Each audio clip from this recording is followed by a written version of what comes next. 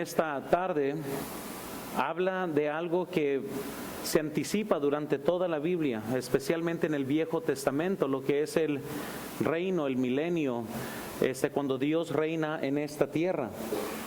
El diablo no es solo alguien que nos imaginamos, no es como el Grinch, ¿verdad?, que ha sido inventado por el hombre, pero es un personaje verdadero que existe, el cual trata de siempre perturbar, estorbar y frustrar la obra del Señor. La Biblia dice en Isaías 14, versículo 12, hablando del diablo y su caída, dice: ¿Cómo caíste del cielo, oh lucero, hijo de la mañana? Cortado fuiste por tierra, tú que debilitabas a las naciones, tú que decías en tu corazón: subiré al cielo en lo alto, junto a las estrellas de Dios levantaré mi trono. Y en el monte del testimonio me sentaré a los lados del norte. Sobre las alturas de las nubes subiré y seré semejante al Altísimo, mas tú derribado eres hasta el Seol, a los lados del abismo. Noten que el deseo del diablo siempre es ser Dios, es estar en el trono y tomar control. Pero la Biblia ya nos dice que el fin de él va a ser el Seol, que es lo que estamos leyendo ahorita en Apocalipsis 20. Este enemigo ahorita no está en el infierno. Muchos se imaginan que el diablo es el rey del infierno y muchas veces salen caricaturas o se imaginan en películas de terror, ¿verdad?, que está el diablo teniendo fiesta en el infierno, pero eso no es el caso. El diablo no está en el infierno. Un día va a estar en el infierno, que es lo que leímos hace poco, y él va a sufrir como todos los demás en el infierno. No es como que él tiene un trono en el infierno y él está ahí, ¿verdad?, riéndose de todos los demás. Él mismo va a sufrir como un malévolo, ¿verdad?, que está en el infierno. Pero la Biblia nos dice cómo es que el diablo estorba hoy. Y dice Mateo 13, versículo 19: cuando alguno oye la palabra del reino y no le entiende, viene el malo y arrebata lo que fue sembrado en su corazón. Este es el que fue sembrado junto al camino. El versículo 39 nos dice sobre quién es. Dice: el enemigo que la sembró es el diablo. La siega es el fin del siglo y los segadores son los ángeles. Entonces la Biblia nos dice entonces cómo es que el diablo quita la palabra de Dios, y seguramente en todo servicio vemos la obra del diablo. ¿Por qué? Porque gente se distrae, gente recibe la palabra pero muy rápido se le olvida. Gente curiosamente tendrá toda la energía para ver, ¿verdad?, series toda la noche, pero en la iglesia se duermen cuando es tiempo de escuchar la palabra de Dios. ¿Por qué? Porque el diablo siempre está en esa obra. Y es por eso que cada vez más los pastores de nuestro tiempo sienten la necesidad de entretener en lugar de predicar. Porque el diablo, hermanos, ahorita mismo está en batalla. El diablo y sus demonios no quieren que usted escuche la palabra de Dios, porque rinde fruto cuando se escucha la palabra de Dios y cuando germina y sale vástago y comienza a nutrir. La Biblia nos dice en Juan 13, versículo 2, y cuando cenaban juntos, como el diablo ya había puesto en el corazón de Judas Iscariote, hijo de Simón, que le entregase. Noten que fue el diablo quien puso esto en el corazón, solo para mostrarles, hermanos, que muchas veces cosas suceden porque son iniciadas por el diablo. El diablo no es soberano, Dios es soberano. Y Dios está en control. Sin embargo, porque así le placía a Dios, porque Él es soberano, Él mismo estableció los parámetros y los límites en el cual el mismo diablo tiene libertad para funcionar.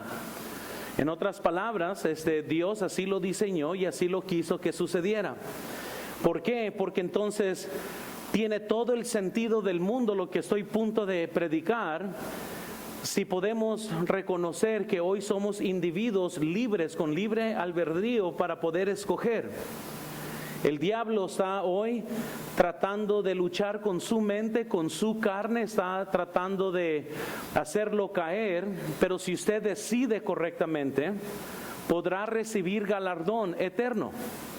Pero si usted no decide incorrectamente, pues tendrá pérdida. En contraste con hoy el modelo calvinista que cree que todo ha sido predeterminado por Dios, mis acciones, mis pecados, mis pensamientos, todo ha sido un decreto de Dios. Entonces, en todo caso, mis fallas son culpa de Dios, igual como mis ganancias son consecuencias de Dios. No tiene sentido que Dios me galardonee de algo que Él me ha forzado a hacer.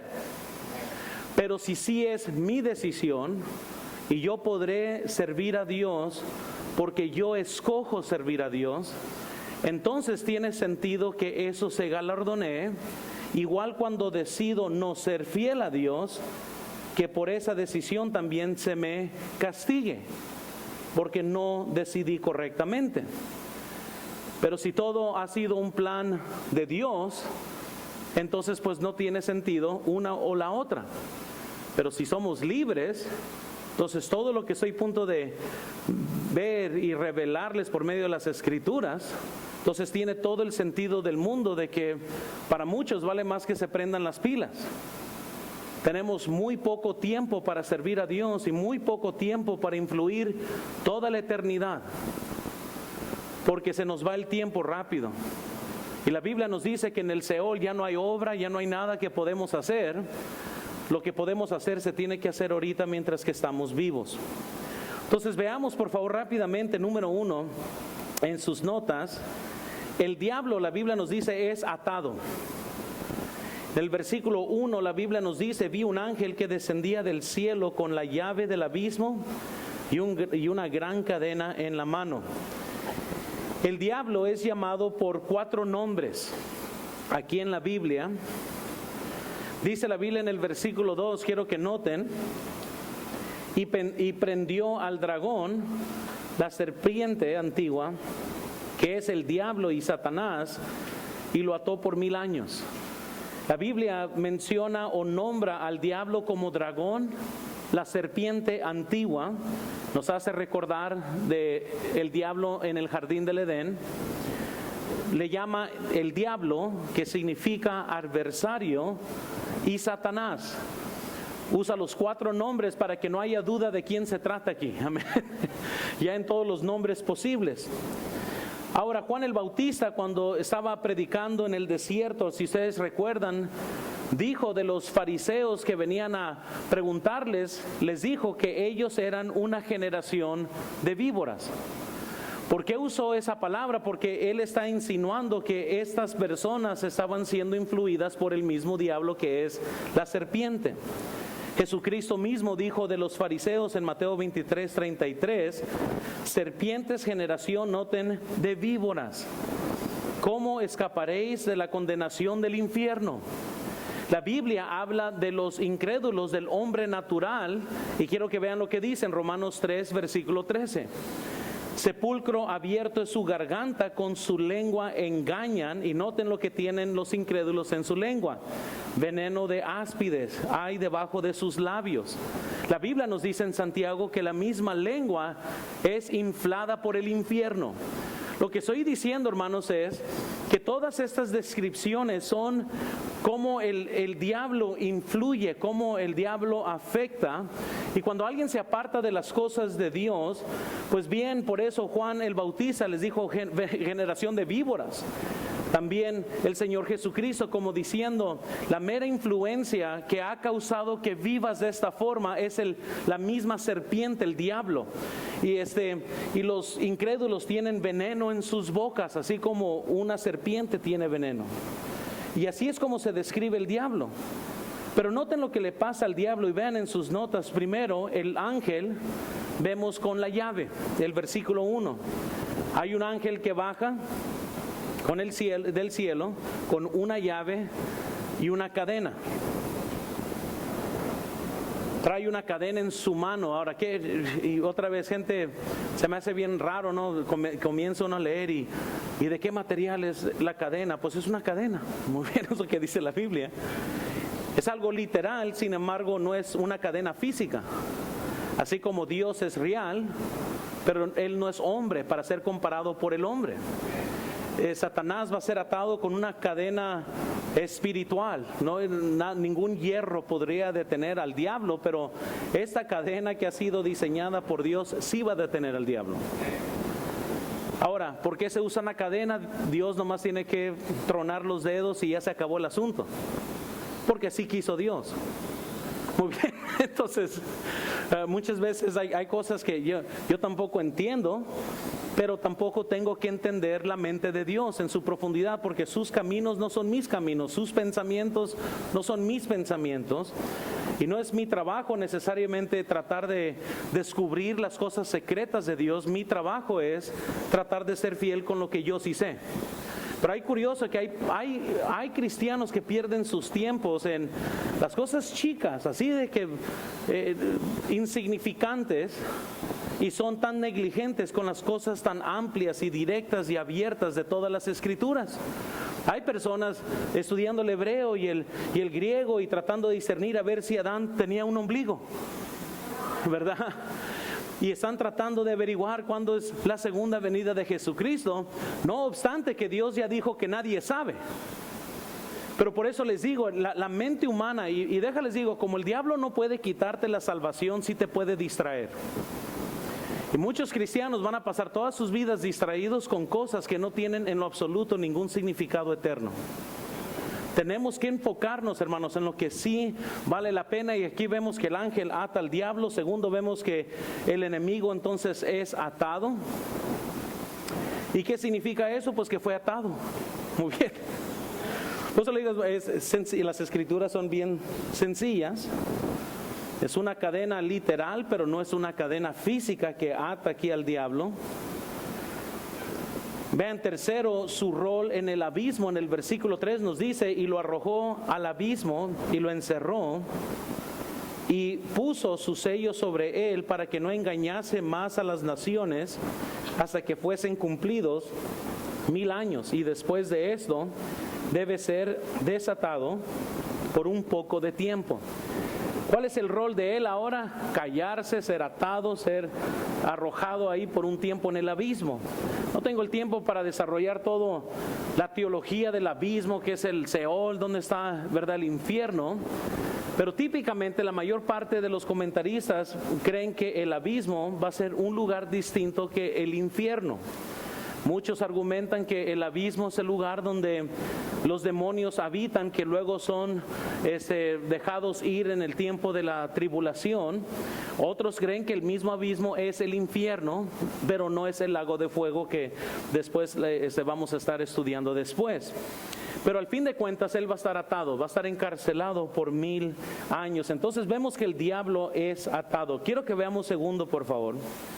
Vemos también los creyentes son levantados o resucitados para la eternidad. El versículo 4 nos dice: y vi tronos y se sentaron sobre ellos los que recibieron facultad de juzgar. Ahora, una de las verdades muy queridas de la Biblia es la esperanza que tenemos de la vida eterna. Y vamos a hablar un poquito acerca de esto, porque esa es una verdad bíblica. Y el trono, nos dice la Biblia, celestial será ocupado un día por creyentes. Y vean lo que dice 1 Corintios 6:2. ¿O no sabéis que los santos han de juzgar al mundo? Y si el mundo ha de ser juzgado por vosotros, ¿sois indignos de juzgar cosas muy pequeñas? ¿O no sabéis que hemos de juzgar a los ángeles? ¿Cuánto más las cosas de esta vida? Ese es un buen versículo para todos los que dicen que no podemos juzgar a nadie. Pero la Biblia dice que debemos de juzgar y que debemos de tratar los asuntos de las Escrituras con otros creyentes. Pero dice la Biblia que los creyentes que van a reinar con Cristo van a estar en tronos. Recuerden aquí el versículo 4. Noten de Apocalipsis 20: y vi tronos y se sentaron sobre ellos los que recibieron facultad de juzgar. Estos tronos están en el milenio, y ahí están los creyentes reinando con Cristo. Los apóstoles o los fieles, hermanos, comprendamos, son los que reinan con Cristo. Dice la Biblia en Mateo capítulo 19, 28, noten lo que dice: y Jesús les dijo: de cierto os digo que en la generación cuando el Hijo del Hombre se siente en su trono de su gloria, que es el milenio, vosotros que me habéis, ¿qué? También os sentaréis sobre 12 tronos para juzgar las 12 tribus de Israel. En 1 de Corintios 6, Pablo les dice a los creyentes, ¿o no saben que van a juzgar el mundo? Jesús les dijo a los discípulos, ustedes que me han seguido van a tener 12 tronos. La promesa es, esto de juzgar y esta posición de prestigio es dado como resultado de la fidelidad de los seguidores. Esto no es para cristianos carnales, esto no es para aquellos que no son fieles. Les vuelvo a decir, no hay ninguna evidencia bíblica que Dios es un comunista o que todo va a ser igual para todos y que no importa si eres un cristiano infiel o un cristiano fiel para Dios, que todos van a recibir la misma recompensa. Nada de eso existe en la Biblia. Dios siempre hace una diferencia. Mateo 8, versículo 11, quiero que vean conmigo, por favor. Y os digo que vendrán muchos del oriente y del occidente y se sentarán con Abraham e Isaac y Jacob en el reino de los cielos. Mas los hijos del reino serán echados a las tinieblas de afuera. Ahí será el lloro y el crujir de dientes. Los hijos del reino serán echados ahí. Entonces, para que no se asusten, les vuelvo a decir, la salvación es eternamente dada por Cristo y es solamente por gracia y solamente Cristo puede salvar. Lo que está en juego aquí no es nuestra salvación, la salvación nunca se pierde. Lo que está en juego aquí es el galardón. Y el galardón, bíblicamente hablando, es el reinar con Cristo. Toda la Biblia nos menciona sobre eso de reinar con Cristo. Ahora, los voy a llevar a varios pasajes, no se los puse ahí, porque estoy suponiendo que ahorita, porque ya bajo el sol, ya muchos van a comenzar a dormir. Así que vayan en sus Biblias y vayamos a 2 de Corintios, por favor. Es que ya conozco mi iglesia, amén. Ya estoy pensando, ¿sabes que cuando ya tengo 10 minutos tengo que darles un comercial para que se despierten? Pero 2 de Corintios 5 quiero que veamos. Y nomás quiero que estudiemos bien estas referencias, hermanos, subrayenlas, regresen a sus casas, vuélvanlas a estudiar. Es muy difícil esto para muchos cristianos digerir.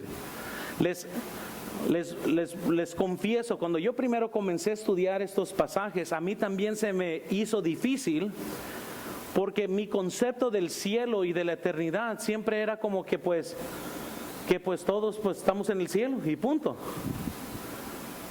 Y cuando primero comencé a indagar en esto, tuve que reconocer que deja que todo hombre sea mentiroso y Dios veraz. Muy bien, tenemos que confiar en las Escrituras. Y ahora sí tuvo sentido bastante de las Escrituras, pero estos versículos se tienen que tratar. Dice la Biblia en 2 de Corintios 5, vean por favor versículo 9 y 10, si estamos ahí. Por tanto, procuremos también, o ausentes o presentes, serle como.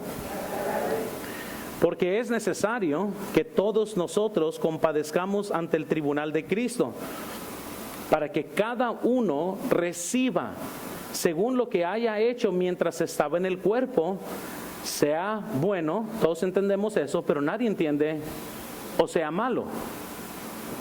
O sea, todos estamos dispuestos en nuestras mentes a recibir lo bueno que hemos hecho, pero ¿qué significa recibir lo malo que hemos hecho? Y eso va a suceder en el trono de juicio de Cristo cuando seamos juzgados. Vayamos a 1 de Corintios, por favor. La mayor parte de los comentaristas que no tienen esta opinión simplemente se quedan en silencio sobre estos versículos y dejan a uno siempre con la duda, pues ¿qué significa entonces recibir lo malo? ¿Estamos todos ahí? 1 de Corintios 3, versículo 10. Subrayen para que no se les olvide este pasaje. Va a ser del 10 al 15. Conforme a la gracia de Dios que me ha sido dada. Yo como perito arquitecto puse el fundamento y otro edifica encima. pero cada uno mire cómo sobreedifica. Vamos a pausar. Le está hablando a cristianos. Y les está diciendo Pablo a los cristianos, pon atención sobre cómo estás edificando en la vida, en esta vida. Versículo 11. Porque nadie puede poner otro fundamento que el que está puesto, el cual es Jesucristo. Y sobre ese fundamento, alguno edificare oro, plata, piedras preciosas, madera, heno, hojarasca, la obra de cada uno se hará manifiesta, porque el día la declarará, pues por el fuego será ¿qué? Y la obra de cada uno, cual sea, el fuego la probará. Versículo 14. Y si permaneciere la obra de alguno que sobreedificó, recibirá, ¿qué dice? Y eso lo entendemos. Entonces, si edificamos bien con los materiales correctos, hicimos las cosas con buenos motivos, sirviendo a Dios, Él nunca olvida nuestro labor sincero que hacemos para Dios. Y Él va a recibir recompensa. Pero no ignoremos lo que sigue. Versículo 15, hablándole a los cristianos. Y si la obra de alguno quemare, él sufrirá ¿qué? Si bien él mismo será salvo, aún como así como por fuego. Fíjense, él sufrirá pérdida. En otras palabras, así como la expresión así como por fuego, está hablando literalmente como que si las manos del infierno lo están agarrando y apenas de panzazo se resbaló. Aquel que no edifica correctamente, su obra será quemada, y dice la Biblia, y él sufrirá pérdida. ¿Qué es esta pérdida? O sea, si Dios nos va a dar a todos igual, pues es obvio entonces que aquellos que no edifican bien van a sufrir pérdida. ¿Qué tipo de pérdida? Ahorita vamos a llegar a eso. Vayamos ahora a Primera de Juan capítulo 2. Primera de Juan, capítulo 2.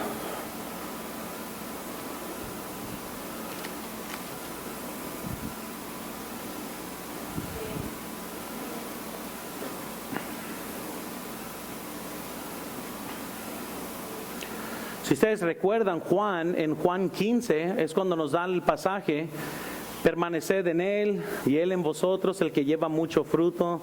En esto es glorificado mi Padre, en que llevéis mucho fruto. Recuerden eso. Entonces, Primera de Juan, capítulo 2, está hablando también en la misma secuencia el apóstol Juan. ¿Sí estamos todos ahí? Quiero que noten el versículo 28. Primera de Juan 2, versículo 28.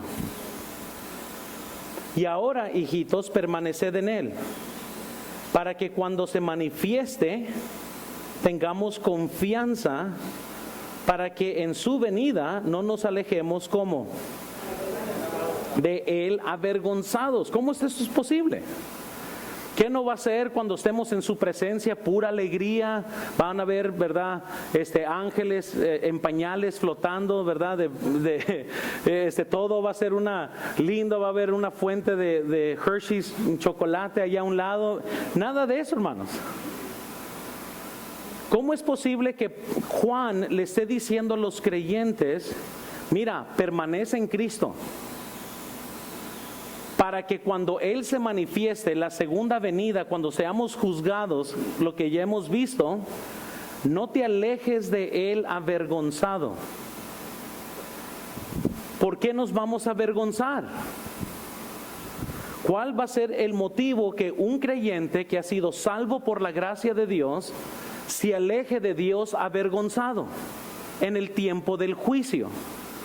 ¿Será porque va a sufrir pérdida? ¿Sí recuerdan que cuando vino Jesucristo le arruinó la fiesta a Herodes, como vimos en la mañana? Jesucristo mismo le arruinó la fiesta a los fariseos. Nadie quiere a Jesús que les contradiga su vida. Y aquí les va, en el rapto, Jesús le va a arruinar la fiesta a muchos. Porque en el rapto todo cristiano es llevado, pero no todo cristiano va a ser galardonado. Muchos se van a alejar de Él por vergüenza. ¿Qué es lo que dice las Escrituras? Cuando Él se manifieste, muchos se alejan avergonzados. Oh, pero no termina ahí. Vayan a Segunda de Juan, por favor.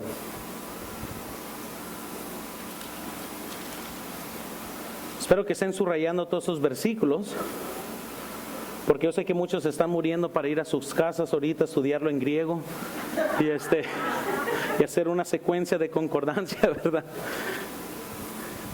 Segunda de Juan 1, ¿sí estamos ahí todos?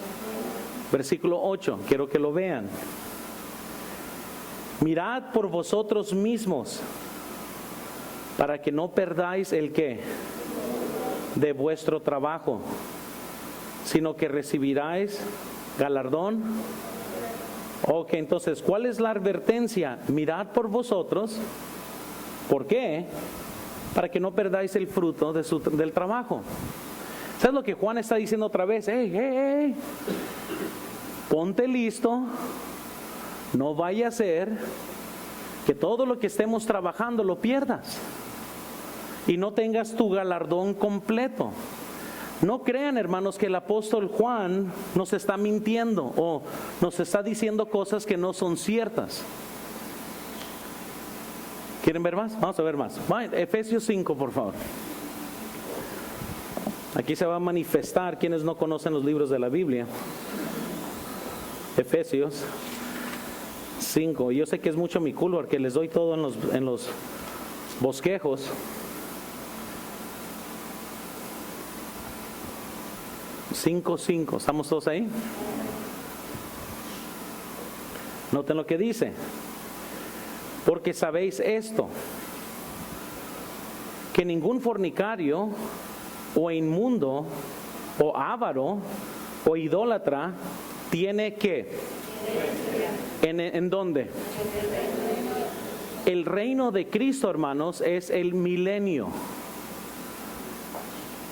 Es cuando Cristo reina, que es lo que estamos leyendo. Pablo no le está hablando a los incrédulos, les está hablando a los cristianos. Y les dice a los cristianos, porque por si acaso no supiéramos, un cristiano es capaz de ser fornicario, ser inmundo, ser avaro, ser idólatra. Pero Pablo les dice, mira, ninguno que es cristiano, que es creyente, que es estas cosas, aquí les va, tiene herencia en el reino. O sea, nosotros conocemos lo que son las cosas de herencia, porque cuando mueren familiares muchas veces somos herederos de algo. Pero aquí la Biblia nos está diciendo, en cuanto al milenio, en cuanto al reino de Cristo, los infieles no tienen herencia. No van a reinar.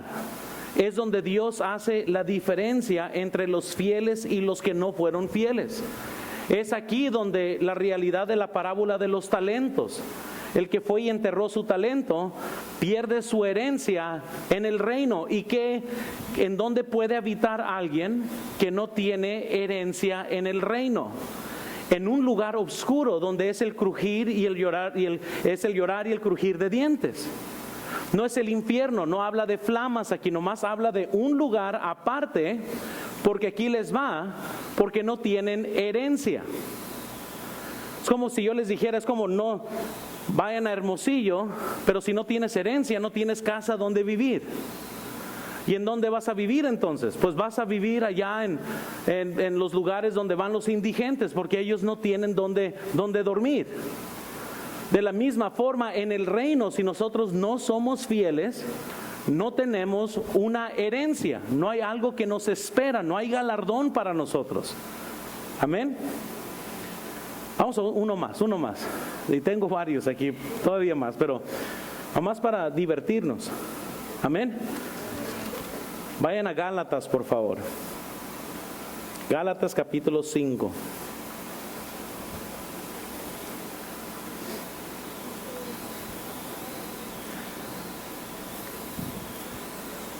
Ahorita, para que no se agüiten, les voy a equilibrar esto, que muchos están pensando, wow, ¿dónde va a quedar mi herencia, verdad? Bueno, ahorita vamos a hablar de esto, pero Gálatas 5:21.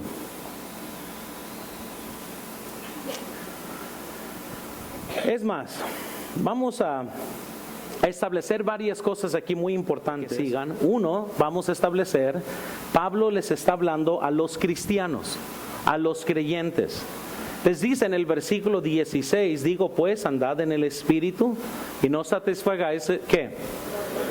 Los deseos de la carne. ¿Por qué? Porque el cristiano, conforme al versículo 17, el creyente dice, porque el deseo de la carne es contra ¿qué? Cuando alguien no es salvo, no tiene esa doble naturaleza con que luchar, nomás tienen la carne. Pero el cristiano, el creyente, tiene el espíritu y la carne que están en una lucha una con otra, ¿sí? Entonces, versículo 19 nos dice, y manifiestas son las obras de la carne, que son adulterio, fornicario, inmundicia, lascivia. Deja pausar. El cristiano es capaz de vivir en la carne. Por eso tiene una lucha y tiene que someter su voluntad al Espíritu Santo o a la carne. Es decisión nuestra, a quién vamos a rendir nuestra vida.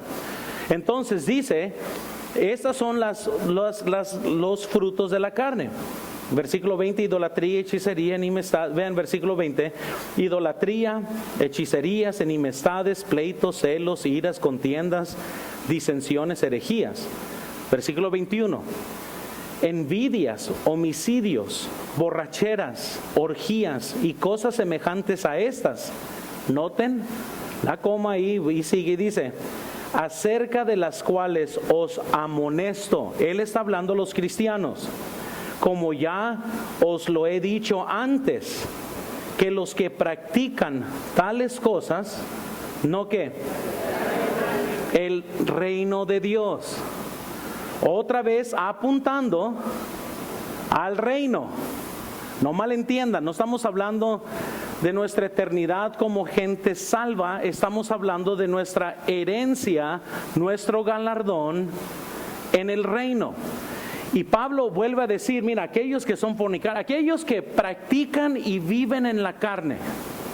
Porque muchas veces viene la pregunta y entonces no son salvos. Bueno, sí son salvos. ¿Es capaz un cristiano ser lo peor? Hay cristianos que son capaces de quitarse su propia vida. Hay cristianos que yo conozco que viven, no lo van a creer, son gente salva y viven en unión libre. Ay, aquí les va, yo sé que a lo mejor no lo van a creer porque a lo mejor alguien está aquí y piensa, ¿cómo es posible que un cristiano? Porque si ven la lista de las obras de la carne, todos comprendemos, bueno, hechicerías, pues idolatría, no, fornicaciones, sí. Pero ¿qué tal celos? Es mencionado. No lo van a creer, pero sí hay hijos de Dios que son pleitistas. Y aquí habla de pleitos. No, mejor no, nos enfocamos mejor en los pecados grandes, ¿verdad? ¿Qué es lo que estoy diciendo? Envidias, homicidios, borracheras, orgías, contiendas, disensiones. Que alguien pudiera menospreciar eso, pero les vuelvo a decir, eso es una obra de la carne. Y Pablo dice que aquellos que viven y practican en las obras de la carne y viven toda su vida así, pues no van a heredar su herencia, su galardón en el reino. Ahora, no malentiendan, les vuelvo a decir, porque yo sé cómo es la mente, no estoy hablando de la salvación. Estoy hablando de nuestra herencia en el reino, que son los 1000 años de Jesucristo. Muchos van a preguntar, ¿y qué pasa después de los 1000 años? Pues yo no sé, la Biblia no lo dice. O sea, yo no sé si este mismo sistema se transfiere a la Nueva Jerusalén, que luego vamos a ver en Apocalipsis 21. Lo único que yo sé es que por 1000 años, por lo menos sé que esto está pasando por 1000 años. Ya después yo no sé, no perdemos la salvación. Obviamente los que fueron salvos y están en el milenio, pasan también a la Nueva Jerusalén. ¿Cuál es el estado ahí? Pues la Biblia no menciona. Pero lo que sí les quiero decir es que es muy importante esto, hermanos. Nadie se puede burlar de Dios. Lo que el hombre siembra, eso también cosecha. No podemos vivir una vida aparte de las cosas de Dios y pensar por un minuto que Dios nos va a dar palanca en el cielo y nos va a dar algo que no hemos trabajado. Esa es la idea de los milenios de hoy, que quieren trofeos aun cuando pierden. Amén. Quieren sus trofeos pequeños de que todos somos campeones. No todos somos campeones. Por eso Pablo dijo que todos corremos en una carrera, pero uno es el que se lleva el premio. Y les quiero nomás poder enfocar esto bien, hermanos, porque al final un cristiano puede pensar, porque cuando usted debate con gente que cree que sí se pierde la salvación, lo primero que ellos dicen es, pues entonces, si alguien nunca pierde su salvación, quiere decir que puede mal usar su salvación, vivir como quiere y al cabo es que va a ser salvo. Y pues sí, pero al final de cuentas nadie se burla de Dios de todas maneras. O sea, yo no tengo que trabajar para ser salvo, eso depende de Cristo, Él ya me salvó. Y si yo soy fiel y si el amor de Cristo me constriñe, no es por el temor de perder mi salvación, es por el temor de perder mi galardón, que es totalmente distinto. Entonces, por decirlo así, cuando leemos aquí en la Biblia que debemos entonces de distribuir y bien nuestro talento, servir bien con nuestro talento, de ser diligentes, de servir y ser fieles hasta el final. Vayamos a una referencia más, por favor, y vayamos a Lucas, por favor. Esa aquí está buena, aquí. Muchos ya se van a mortificar. Y es bien chistoso porque habla con cualquiera de estas cosas y sabes lo que van a decir, y eso es algo que yo determiné hace mucho. No voy a dejar que mi prejuicio de mi forma de pensar cambie las escrituras. Las escrituras son escrituras. Siempre tienen una explicación. Hay muchos que se preocupan. Por ejemplo, leen la de los talentos, que entierra el talento, y porque es lanzado a un lugar oscuro se asustan y dicen, él no es salvo. ¿Pero por qué no es salvo? ¿Nomás porque te incomoda el hecho que lo que le pasó? Sí, por eso no es salvo, pero la Biblia no dice eso. Vemos la parábola de las 10 vírgenes. Ahora sí me voy a meter en problemas aquí. Las 10 eran vírgenes. Cuando la Biblia hace una distinción de salvos y no salvos, usa distinción de personas. Por ejemplo, los cabritos con los corderos. Son dos distintos tipos. Aquí son 10 vírgenes. Las 10 tienen aceite. Unas fueron y compraron más porque eran diligentes.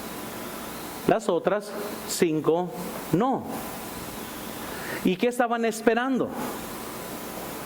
Al novio. ¿Se acuerdan que leímos sobre la boda del Cordero? Y vimos en Mateo que uno entró y no era digno y lo sacaron. Es lo mismo que está pasando con las vírgenes. Están esperando las bodas, pero el problema es que 5 fueron diligentes y 5 no fueron diligentes. No está hablando aquí de la salvación, está hablando de quienes van a participar en las bodas del Cordero. Ahora, muchos que me van a estar escuchando, muchos que creen en el rapto parcial, usan la parábola de las vírgenes para comprobar que cuando sucede el rapto, Dios nomás se lleva a los fieles. Nosotros no estamos de acuerdo con esto, pero usan lo mismo. Pero quiero que veamos Lucas capítulo 12, por favor, y vamos a leerlo cuidadosamente.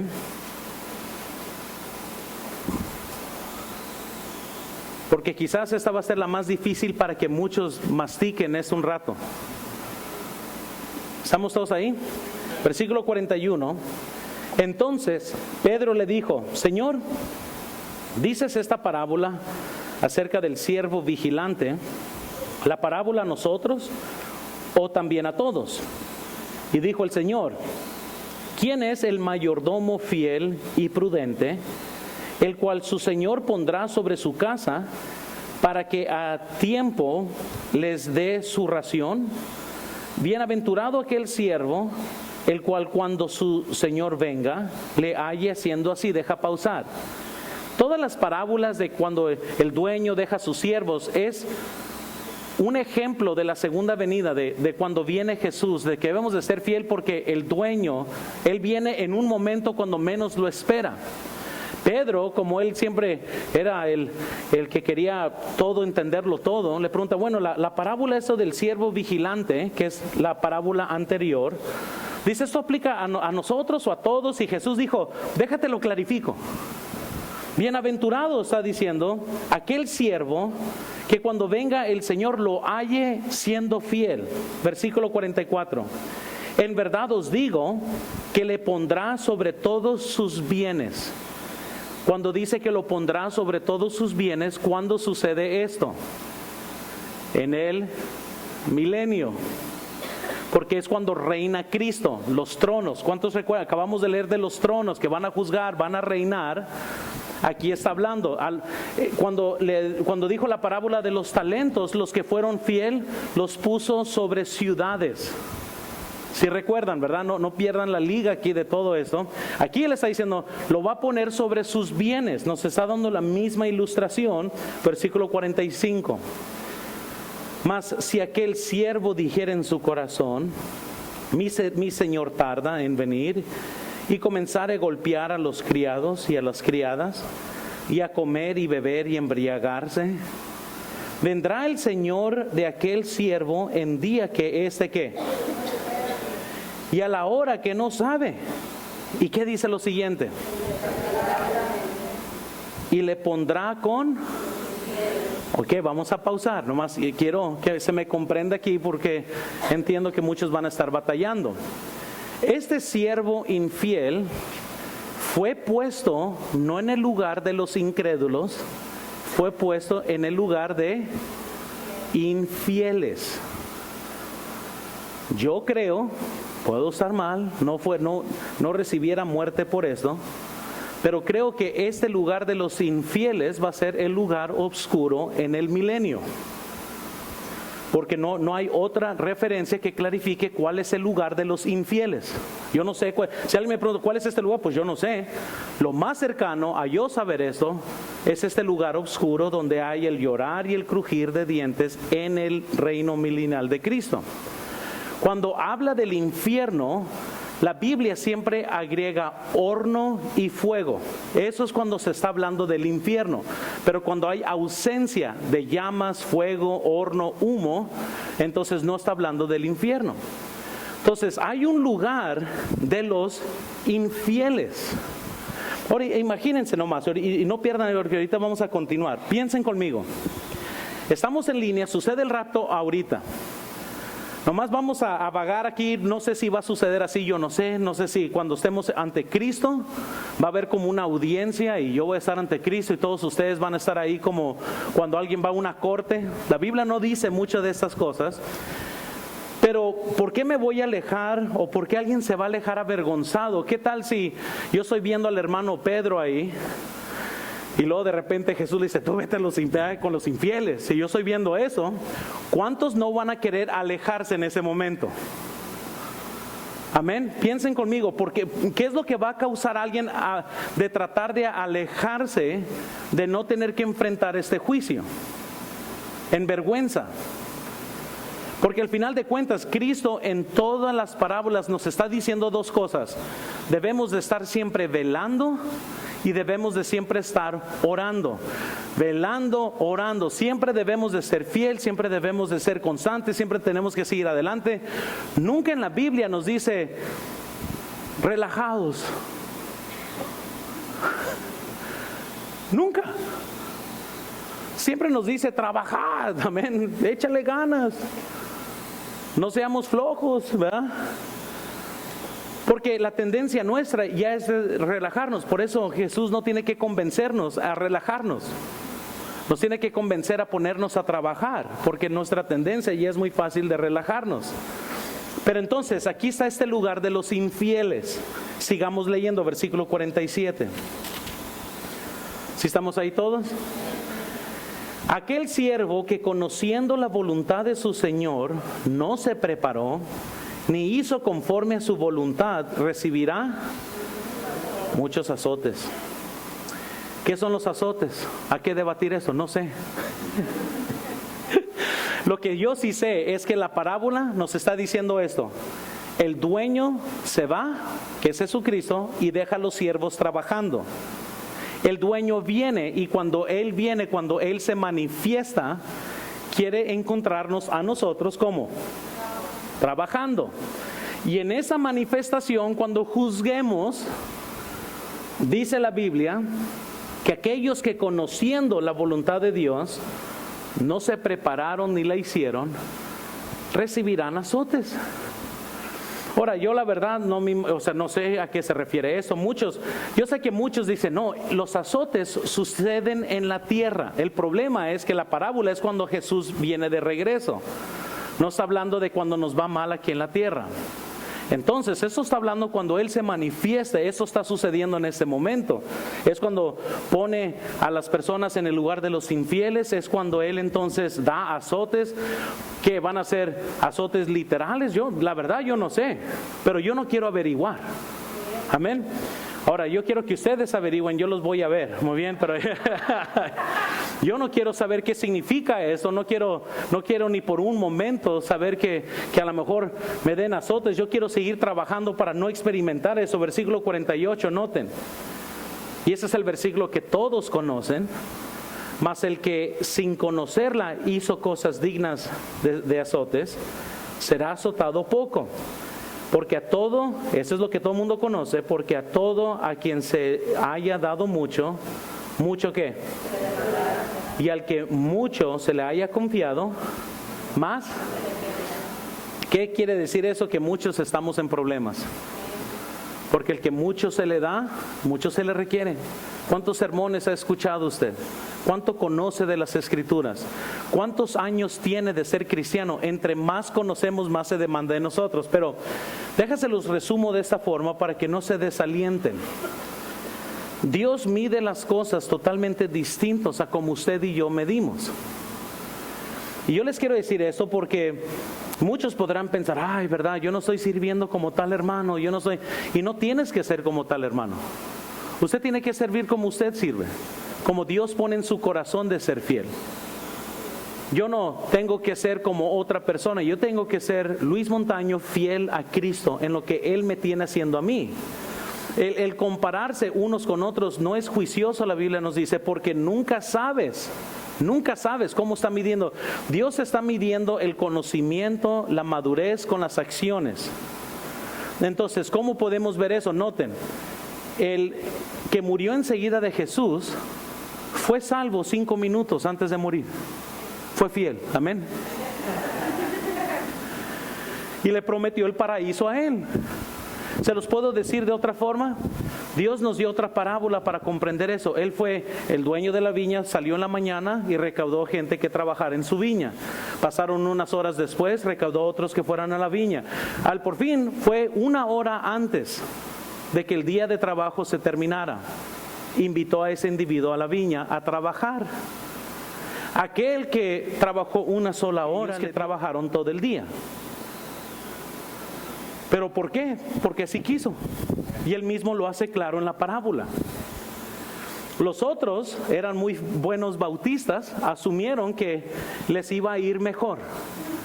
Cuando vieron que le pagó a aquel que trabajó 1 hora, dijo, le dieron lo que a mí me prometió, quiere decir que a mí me va a dar más. Y le dio lo mismo. Y es cuando Jesús dijo, los últimos serán los primeros. ¿Qué les estoy diciendo? Nuestra meta no es ser mejor que nadie más. Nuestra meta es ser fiel. Y eso va a ser un poco distinto para cada uno de nosotros. Porque no todos somos iguales. En el aspecto de que cada quien tiene diferentes trabajos, diferentes responsabilidades. Lo que Dios demanda de un joven es un poco distinto de lo que Él demanda de un padre. Amén. Lo que Él demanda de un niño va a ser distinto a lo que Él demanda de un adulto. Lamentablemente lo que Dios demande de mí como pastor es muy distinto que lo que va a demandar de ustedes, y a mí me da mucho temor de ese día. Yo les digo que Dios mide las cosas muy distintos. Así que, ¿qué es lo que dijo Jesús? Para de juzgar la paja que ves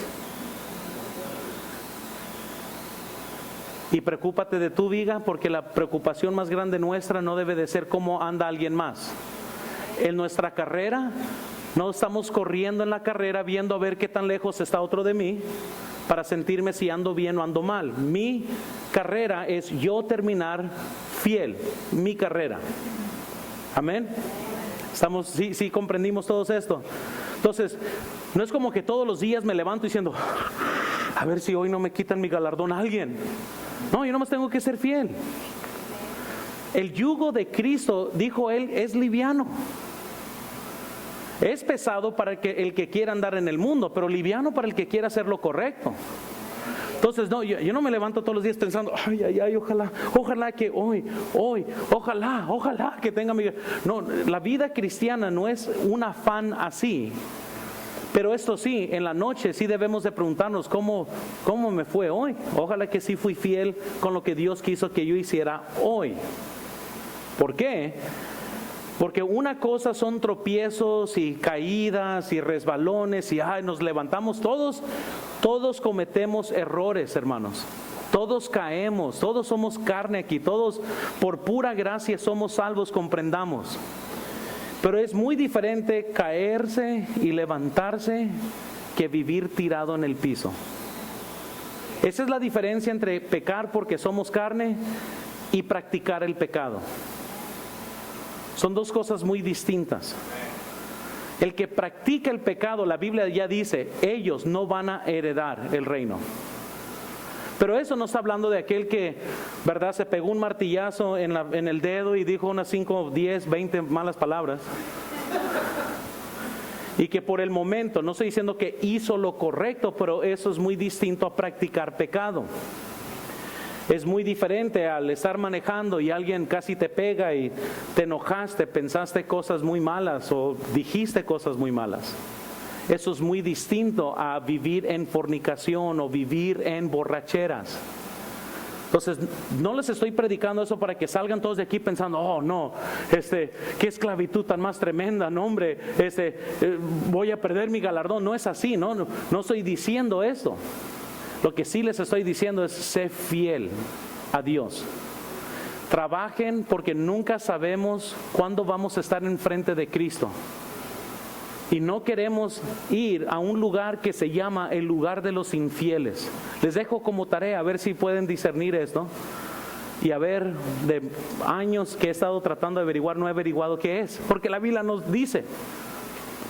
Pero este lugar, yo no quiero visitarlos. Me imagino que aquel que entró a las bodas y no estaba vestido adecuadamente, lo ataron del pie y se lo llevaron al lugar de los infieles.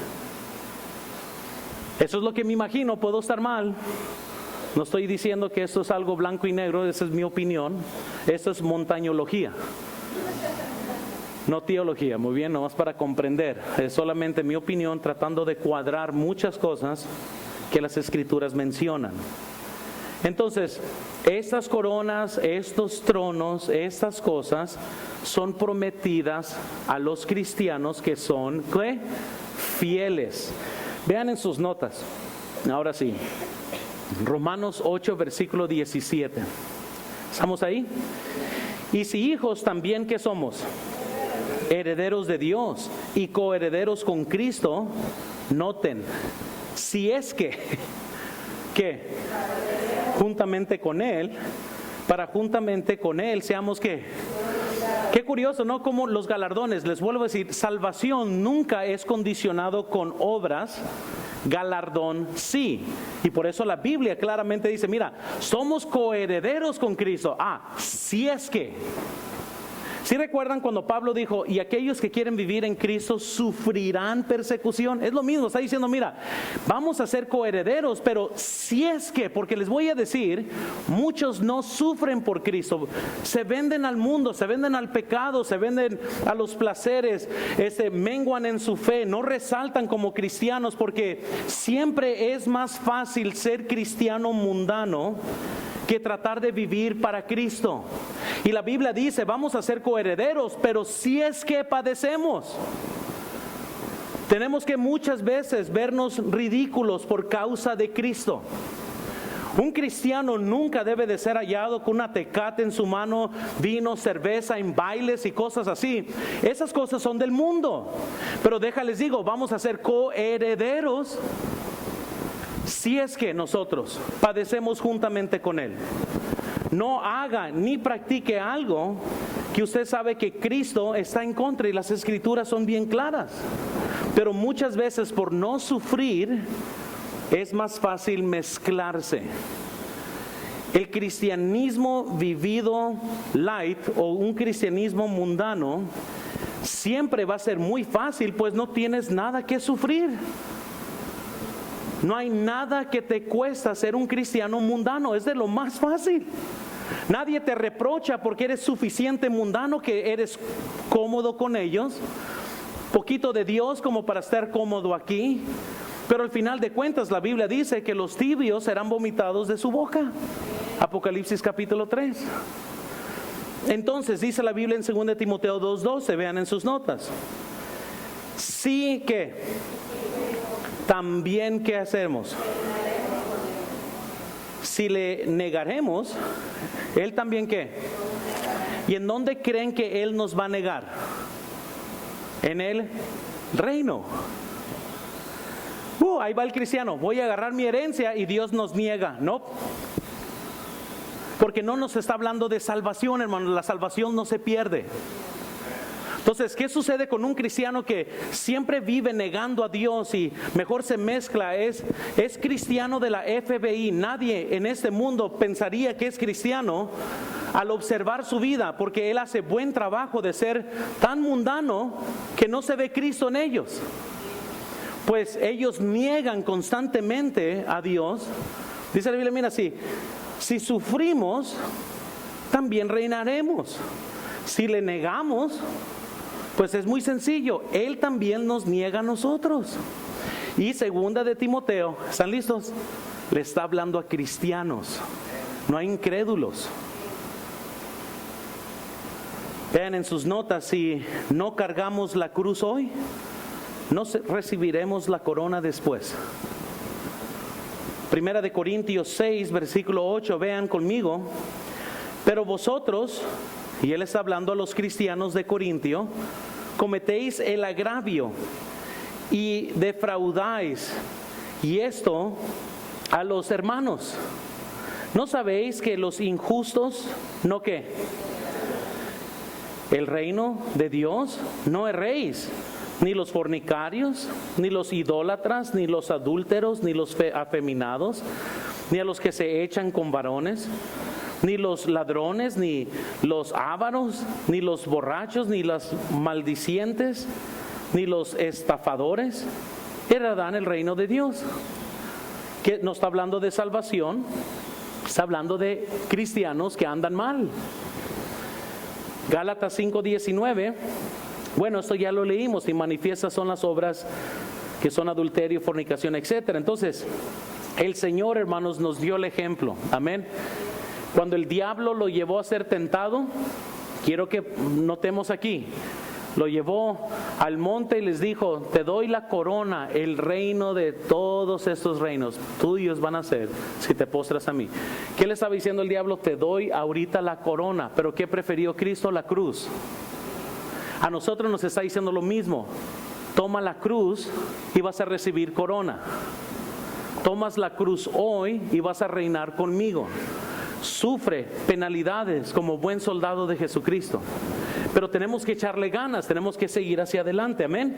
Ahora rápidamente quiero que veamos, por favor, entonces, ellos viven y reinan por 1000 años, porque estamos hablando entonces aquí de los creyentes, y tomamos un paréntesis nomás para dejar bien en base aquí, y quiero que veamos, por favor, y regresen allá a Apocalipsis 20. Ok, ¿cuántos ahora sí pudieron comprender un poquito más de eso? A ver, levanten la mano. Si no, lo repito otra vez. Todos ahora sí van para ya irse, ¿verdad? Apocalipsis 20. Y vean el versículo 5, porque aquí nos menciona otras cosas. Nos dice la Biblia, pero los otros muertos no volvieron a vivir hasta que se cumplieron 1000 años. Esta es, ¿qué dice ahí? la primera resurrección, y luego nos habla de la segunda resurrección. ¿De qué se trata eso? Entonces vean primero, primer resurrección. En el versículo 5 de la primer resurrección es muy fácilmente entendido. Deja nomás se los digo de la forma más sencilla. La primer resurrección tiene fases dentro de la misma primer resurrección. Igual como la segunda venida de Jesucristo tiene dos fases, el rapto y luego la venida física. La primera resurrección también tiene fases. Noten primero, por favor. Tenemos la resurrección de Cristo y la resurrección de los creyentes del Viejo Testamento. Voy a hablar algo controversial aquí otra vez, pero nomás déjales digo eso. Noten 1 Corintios 15:20. Mas ahora Cristo ha resucitado de los muertos, primicias de los que durmieron, que durmieron es hecho. Ahora noten que Jesús resucitó de los muertos y esas son las primicias. Pero quiero que vean algo que sucedió en su resurrección. Vean Mateo 27, está en sus notas. Mas Jesús, habiendo otra vez clamado a gran voz, entregó el Espíritu. Y aquí el velo del templo se rasgó en dos, de arriba abajo, y la tierra tembló, y las rocas se ¿qué? Pero noten versículo 52. Y se abrieron los ¿qué? Y muchos cuerpos de santos que habían dormido, ¿se qué? Y salieron de los sepulcros después de qué? Y vinieron a la santa ciudad y aparecieron a qué. Eso es algo increíble. Eso es algo, hermanos, dentro de la Biblia que muchos así se brincan. Pero dice la Biblia que cuando Él murió, tembló la tierra, se abrieron los sepulcros, pero noten, cuando Él resucitó, también resucitaron aparentemente santos del Viejo Testamento. No sé si son todos, por eso les voy a decir algo controversial aquí, pero parte de la primera resurrección fue cuando Jesús resucitó y resucitó con Él muchos del Viejo Testamento. Ahora, una de las, quizás pensamientos vagos míos, es que una de las razones que 3,000 fueron salvos en el día de Pentecostés es porque vieron a Moisés, vieron a Elí, vieron a Josué y de repente fueron a la santa ciudad, así dice en Mateo 27. ¿Y tú quién? Pues yo soy Josué.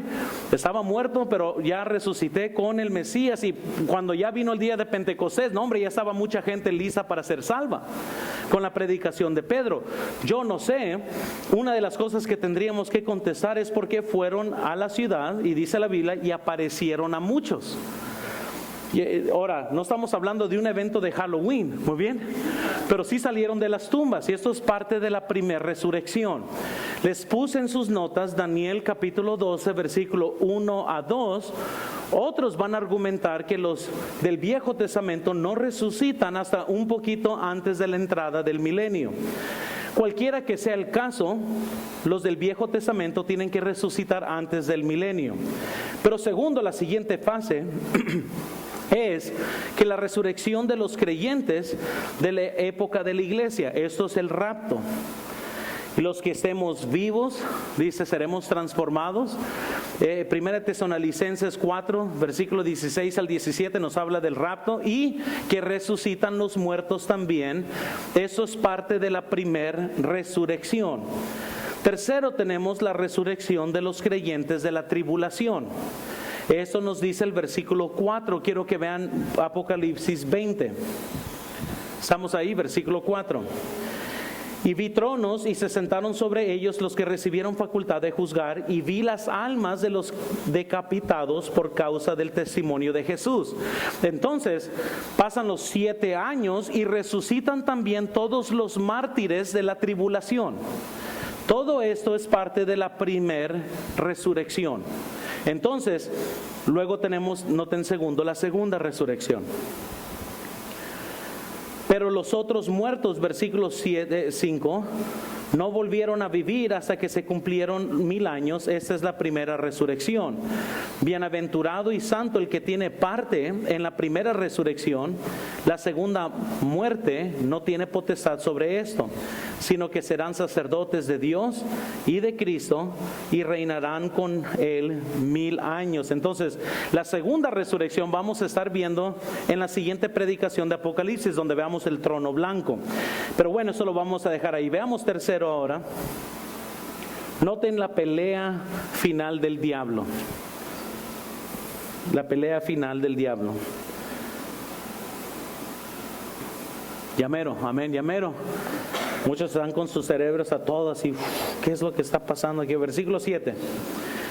Cuando los 1000 años se cumplieron, Satanás será suelto de su prisión, saldrá a engañar las naciones que están en los 4 ángulos de la tierra, a Gog y a Magog, a fin de reunirlos para la batalla, y el número de los cuales es como la arena del mar.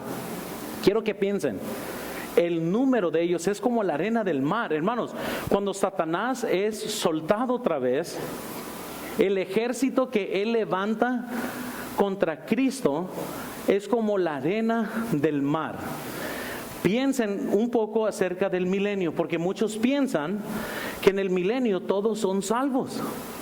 Lo curioso es que en el milenio Cristo reina físicamente, pero no todos quienes están en el milenio son salvos, no todos son creyentes. Incluso, ahorita vamos a ver, hay varios tipos de personas que están en el milenio. Están los salvos que ya tienen cuerpo glorificado, ellos reinan con Cristo.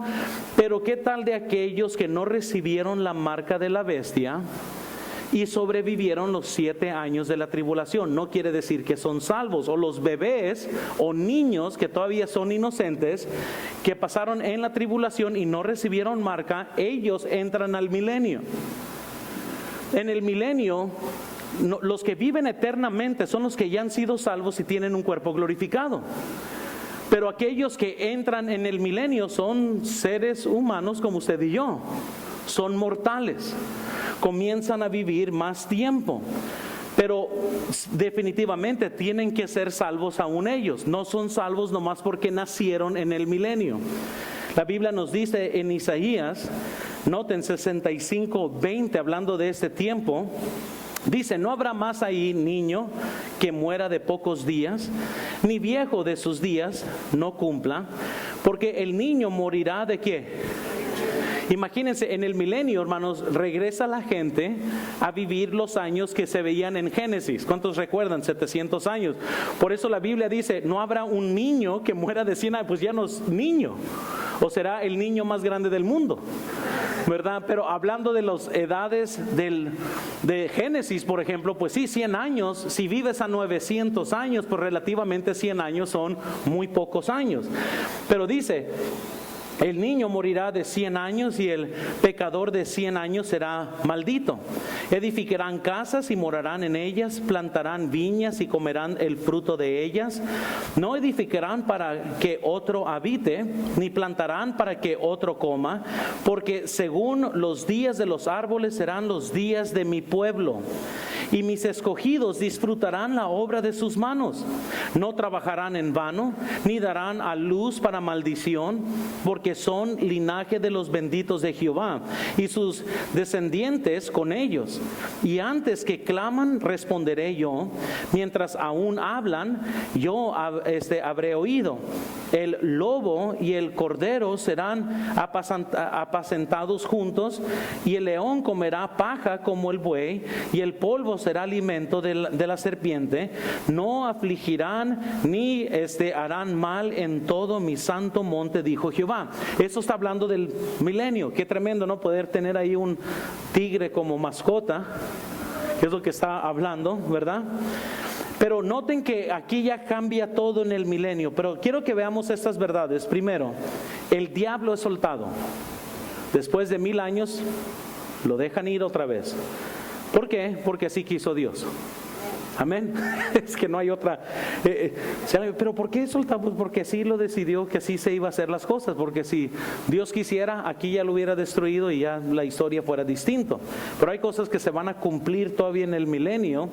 Segundo, podemos ver, el diablo intenta rebelar al hombre, o ponerlo en rebelión otra vez al hombre contra Dios. Los nombres Gog y Magog aquí son reflexiones de la nación de Rusia. Esto también lo habla Ezequiel 38. Muchos disputan sobre si es una resurrección de otra vez de Rusia o se está hablando de otro Gog y Magog, pero va a haber una guerra donde aquí se menciona que vienen de esta región.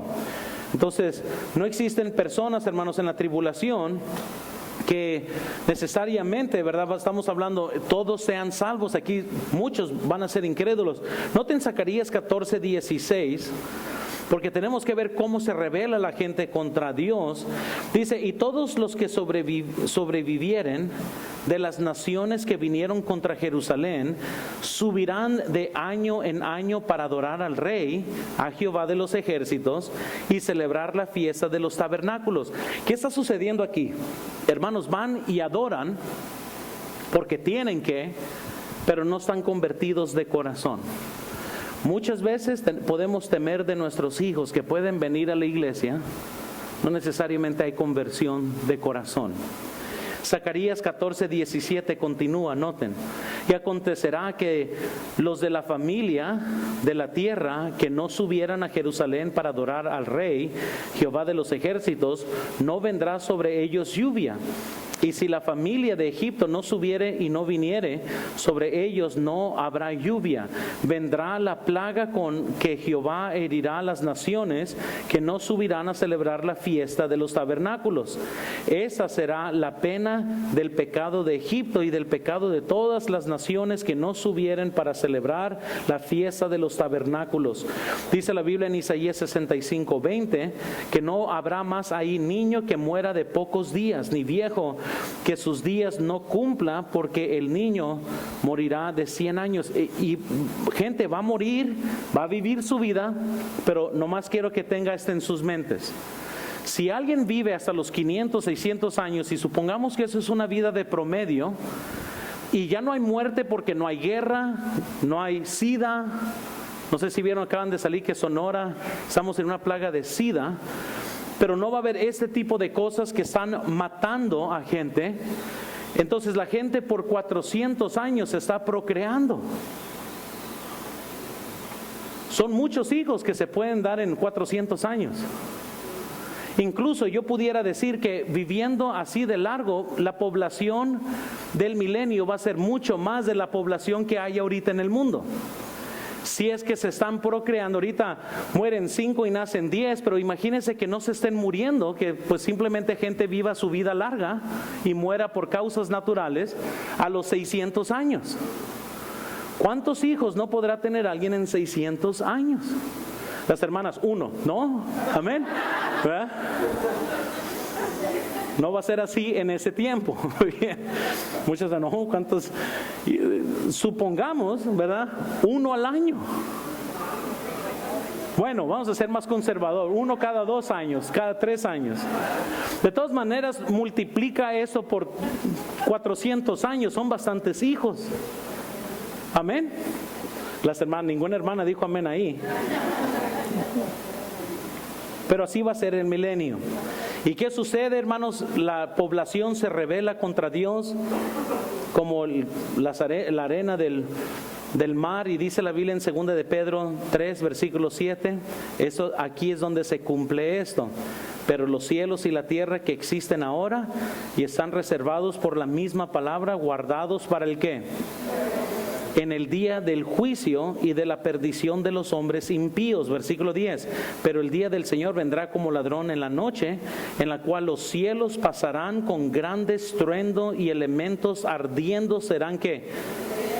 Y la tierra y las obras que en ella hay serán quemadas. Luego vamos a leer cómo antes de entrar a la nueva Jerusalén, Dios destruye este mundo con fuego, que es aquí donde se está cumpliendo. Entonces, veamos por último, tercero, el diablo es eternamente destruido. Versículo 9 de Apocalipsis 20. Y subieron sobre la anchura de la tierra y rodearon el campamento de los santos y la ciudad amada. Y de Dios descendió fuego del cielo y los consumió. Y el diablo que los engañaba fue lanzado en el lago de fuego y azufre, donde estaba la bestia y el falso profeta, y serán atormentados día y noche por los siglos de los siglos. Y les vuelvo a decir, el diablo no fue lanzado y él estaba en fiesta, él está siendo afligido. Pero ahorita no está el diablo en el infierno. Y Mateo 25:41 nos dice: entonces dirá también a los de la izquierda, apartados de mí, malditos. Noten aquí, si está hablando del infierno, al fuego eterno, preparado para el ¿qué? Eso va a ser hasta entonces. Por ahorita tenemos que lidiar con los demonios y el diablo que siempre están frustrando nuestras vidas en lo que queremos hacer para Cristo. Pero yo les amonesto, hermanos, tenemos que ser fiel. Cargue su propio yugo. No se preocupe de alguien más, usted sea fiel. Usted ame al Señor. Ámelo más todos los días como usted pueda. Sea fiel a lo que ya conoce. Y no se preocupe de lo que no conoce. Tarde o temprano conocerá eso y tendrá que ser fiel en lo desconocido. Pero sean fiel, corran su carrera. Sean fiel hasta el final. Porque va a valer la pena. Porque no hay nadie aquí que quiera averiguar cuál es este lugar de los infieles. Amén. Yo no quiero averiguar. Yo quiero ser fiel. Y hay tantas cosas que pueden suceder porque no se van a imaginar que aún los más fieles de ahorita pueden terminar mal. Podemos terminar mal. Por la gracia de Dios somos lo que somos y por la gracia de Dios continuaremos siendo fiel hasta el final, si Dios nos permite. Amén.